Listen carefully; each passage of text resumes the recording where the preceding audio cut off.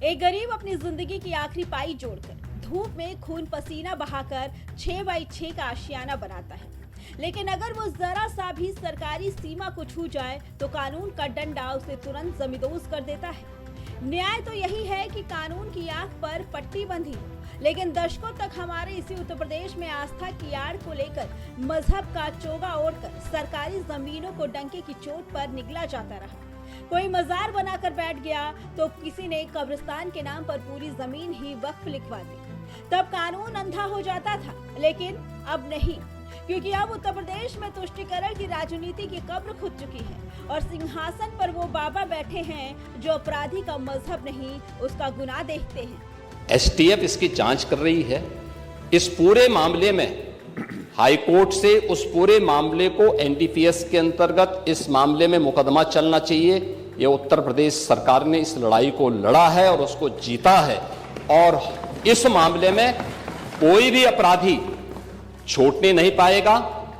और चिंता मत करिए, समय आने पर बुलडोजर एक्शन भी, उसकी तैयारी भी रहेगी। उस समय चिल्लाना मत करो। 5 जून की वो तारीख नोट कर लीजिए जब उत्तर प्रदेश के सभी 75 जिलों में एक साथ एक समय पर कानून का ऐसा महाबली प्रलयकाली चक्रव्यूह रचने जा रहा है जो अगले 24 घंटे बिना रुके बिना थमे हर उस अवैध साम्राज्य को मिट्टी में मिला देगा जो अब तक सीना ताने खड़ा था। मियां भाई के अवैध कब्जों की लिस्ट तैयार है और वक्त का जो फर्जी खेल चल रहा था उसका काउंटडाउन शुरू हो चुका है। उत्तर प्रदेश की कानून व्यवस्था का वो महाबली एक बार फिर अपने गैरेज से बाहर निकलने के लिए छटपटा रहा है, जिसका नाम सुनते ही माफियाओं की पैंट गीली हो जाती है और अतिक्रमणकारियों के हौसले पस्त हो जाते हैं। जी हाँ, बाबा का बुलडोजर अब तक के सबसे विनाशकारी और महाआक्रामक मिशन पर निकलने के लिए तैयार है। रणनीति बिल्कुल साफ है, ना कोई संकोच होगा, ना कोई सिफारिश चलेगी और ना ही कोई मजहबी काट काम आएगा। इस बार प्रशासन का हंटर उन अवैध मस्जिदों, मजारों और कब्रिस्तानों पर चलने वाला है जिन्होंने कानून को ठेंगा दिखाकर सरकारी संपत्तियों पर अवैध कब्जा जमाया हुआ था। चंद मिनटों का एक्शन होगा और अवैध अहंकार का नामो निशान हमेशा के लिए मिट जाएगा। वक्त का फर्ज खेल खत्म हो जाएगा। 31,328 अवैध संपत्तियों पर चलेगा सरकारी बुलडोजर। शिया और सुन्नी वक्फ बोर्ड को तगड़ा झटका लगेगा। योगी के उत्तर प्रदेश में अब मियां भाई के अवैध साम्राज्य पर बुलडोजर पहले या दूसरे नहीं बल्कि सीधे छठे गियर में दौड़ने वाला है। दशकों से वक्फ के नाम पर सरकारी और लावारिस संपत्तियों को हड़पने का जो धंधा चल रहा था उसका पूरी तरह से पर्दाफाश हो चुका है। शासन के मीत पोर्टल पर जब वक्फ संपत्तियों की रेट चेकिंग शुरू हुई तो अधिकारियों के होश उड़ गए। दस्तावेजों में हेराफेरी, कागजों में फर्जीवाड़ा और तकनीकी विसंगतियों का ऐसा मकड़जाल मिला जिसके बाद सरकार ने एक झटके में 31,000 से ज्यादा अवैध वक्फ संपत्तियों का रजिस्ट्रेशन ही रद्द कर दिया। यानी जो मस्जिदें, दरगाहें और कब्रिस्तान कल तक वक्फ के कवच में छिपे थे, आज वो पूरी तरह बेनकाब हो चुके हैं। देखिए, वक्फ के ताल्लुक से ये बात पहले भी आ चुकी है कि जो इंदराजात किए गए थे उसमें बहुत सी खामियां नजर आईं और उसका मिलाप वक्फ के जो रिकॉर्ड्स हैं उनसे नहीं हो सका। लिहाजा मुसलमानों ने बड़ी तादाद में अपनी उन खामियों को दूर करके, जहां खसरा नंबर का फर्क था या दूसरी चीजों का फर्क था, यकीनी तौर पर उसको दुरुस्त करने के लिए दोबारा वो चीजें की हैं। लिहाजा इस ताल्लुक से जो भी डॉक्यूमेंट्स और जो भी कागजात जरूरी थे वो भी उनको बता दिए गए थे कि क्या क्या कागजात सही होंगे और क्या क्या उसके लिए मान्य होंगे। इसलिए मुझे लगता है कि जो लोग रजिस्ट्रेशन करा चुके हैं उनके लिए ये मौका है कि वो अपने जो उनकी जो भी प्रॉपर्टी उनकी रिजेक्ट की गई है उसको सही कर सकते हैं।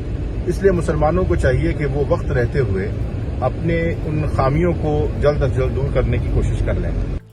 निश्चित है कि जैसे किसी की संपत्ति को वक्फ संपत्ति नहीं मानी जा सकती, जो वक्फ संपत्ति के नाम से रजिस्टर्ड है उसी को पोर्टल पर दर्ज करने के लिए कहा गया है। तो तमाम ऐसी से लोगों ने उसमें दर्ज किया है। जांच में 2 गलत पाया गया तो निरस्त किया गया। देखिए, उत्तर प्रदेश में वक्फ अमेंडमेंट एक्ट आने के बाद केंद्र ने जो वक्फ अमेंडमेंट एक्ट जब केंद्र सरकार लेके आई, उम्मीद पोर्टल पे सभी वक्फ की संपत्तियों को दर्ज करने का एक प्रोसीजर केंद्र सरकार ने जारी किया। और उत्तर प्रदेश में भी जो हमारे 1.25 लाख से अधिक वक्फ की संपत्तियां हैं उनका भी रजिस्ट्रेशन प्रोसेस चल रहा है। और ये कहना पूरी तरीके से गलत है कि 31,000 वक्फ की संपत्तियों को रद्द कर दिया गया। एक भी वक्फ की संपत्तियों को रद्द नहीं किया गया उत्तर प्रदेश में। ऑनलाइन जो पोर्टल है उसमें कुछ डॉक्यूमेंटेशन ऑनलाइन फिल करने हैं, तो कई ऐसे वक्फ की संपत्तियां हैं जिन्होंने अब जरा उन जिलों की सूची देखिए जहां वक्फ के नाम पर सबसे बड़ा खेल खेला गया और जहां अब सबसे भीषण तबाही मचने वाली है। सरकारी आंकड़ों के मुताबिक जौनपुर में सबसे ज्यादा 1938 संपत्तियों का वक्फ दर्जा छीन लिया गया है। मुजफ्फरनगर में 1510 अवैध कब्जे रडार पर है, तो अलीगढ़ में 1061 और बस्ती में 1000 संपत्तियों पर बुलडोजर गरजने के लिए तैयार है।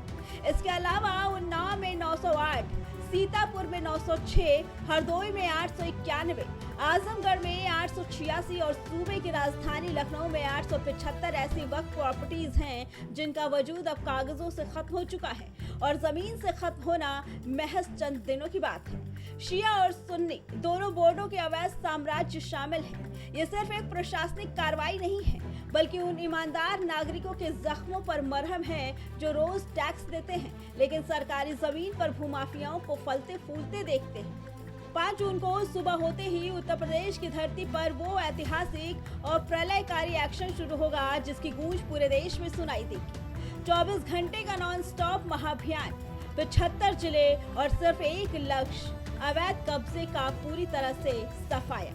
अतिक्रमणकारियों का दम चूर चूर होना तय है क्योंकि इस बार कानून का राज कायम करने के लिए बाबा का महाबली गरजने के लिए तैयार है। इस पे आपका क्या कहना है, हमें कमेंट करके जरूर बताइए। Bureau report, prime TV.